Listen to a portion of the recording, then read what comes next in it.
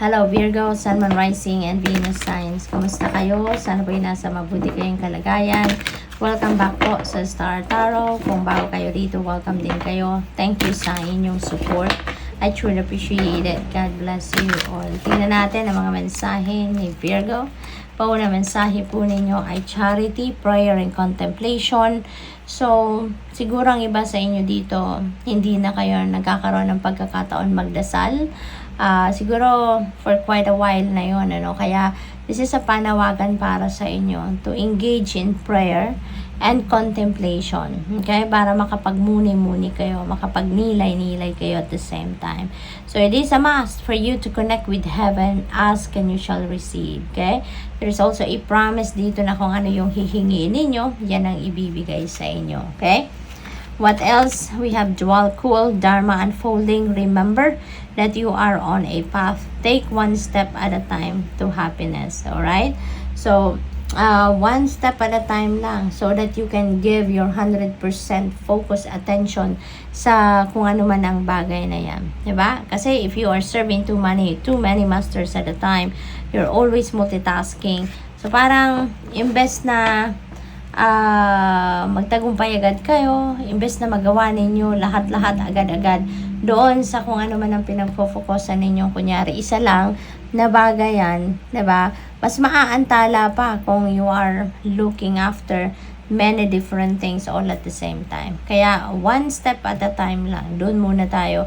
Mas mabilis kayong magtagumpay, mas mabilis ninyong ma-accomplish ang kung anumang bagay na yan na pinagfo-focusan ninyo if you are going to focus on just one thing at a time, okay?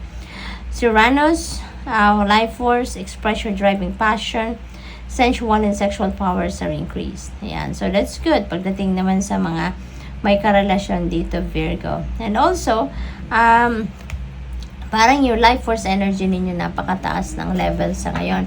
Excited kayo. Feeling ko dito meron kayong mga unfinished business na babalikan ninyo sa ngayon at bibigyan ninyo ng oras, panahon, atensyon. We have Lord Shiva. Ayan, transcendence. Rise up, honor your inner force. Steps are being given. Dance with the universe. Ayan. So, parang kailangan nyo dito ng surrender, no? Parang you're being asked here, no, to just go with the flow with life, no? Sumabay na lang kayo sa agos ng buhay. Kung may mga pagbabago man, wag na ninyong kontrahen. Yung parang just work with the universe, no? Go with the flow.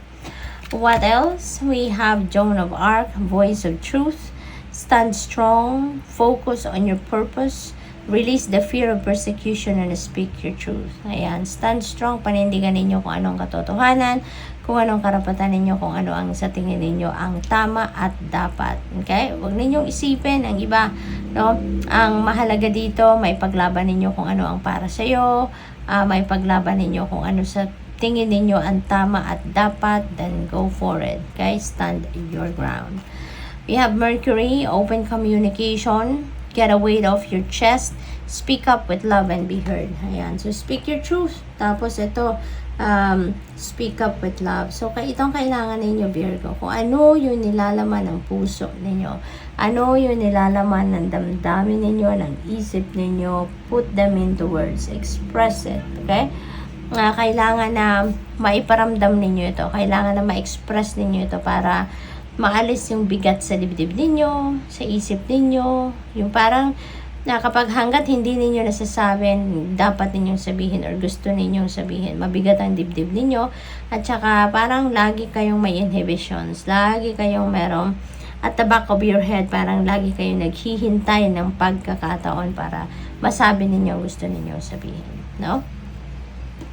What else? We have Saint Germain, karma, releasing. Move beyond drama.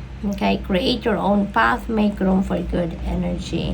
Okay, so iwasan mo na lang kung ano man ang mga drama sa inyong paligid. Okay? As much as possible, surround yourself with positive thinking people. As much as possible, choose those people, situations, no, na alam ninyong makakatulong sa inyo, alam ninyong makakabuti sa inyong sitwasyon, at iwasan na lang ninyo yung mga drama, iwasan ninyo yung mga alitan, mga away, iwasan ninyo yung mga tao na hindi naman maghahatid sa inyo ng good vibes, no?